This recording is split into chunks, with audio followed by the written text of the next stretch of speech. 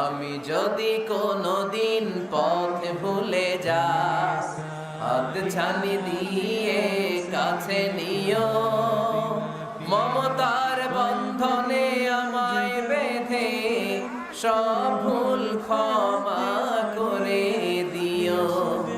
আমি যদি কোনদিন পথ ভুলে যাই, হাত ছানি দিয়ে কাছে নিও, মমতার বন্ধনে আমায় বেঁধে সব ভুল ক্ষমা করে দিও। চিল্লায় পড়তে হবে আমিন। ইহদিনাস সিরাতাল মুস্তাকিম। আল্লাহ আপনি আমাদের সরল সঠিক পথ দেখান। আল্লাহ আপনি আমাদের সোজা পথ দেখান, কোন বাঁকা পথে আমাকে নিয়েন না। বিশ্বনবী খেজুরের ডাল ভেঙে মরুভূমিতে একটা ডাক দিলেন সোজা, বললেন এটা সিরাতুল মুস্তাকিমের পথ।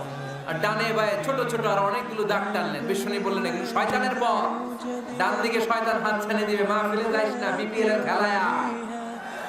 শয়তান এভাবে হাত ছানি দিবে, মাহফিলে যাবি না, হিন্দি সিরিয়াল দেখতে আয়। শয়তান ডানে বায়ে ডাকবে, মাহফিলে যাবি না, ওই যে কনসার্ট হয় কনসার্ট দেখতে আয়। কোরআনের মাহফিলে যাবি না, ক্যাসিনো খেলার ব্যবসা করতে আয়। ডানে বায়ে ছোট্ট ছোট্ট ডাক দিবে, কোরআনের আন্দোলনে যাবি না, বামপন্থীদের সাথে আন্দোলনে আয়। এরকম সিরাতুল মুস্তাকিমের ডানে বায়ে রাম আর বামপন্থীদের ডাক আছে না নাই? কোনো ডাকে মুসলমান যায় না, ডানে বায়ে কোথাও মুসলমান মুভ করে না।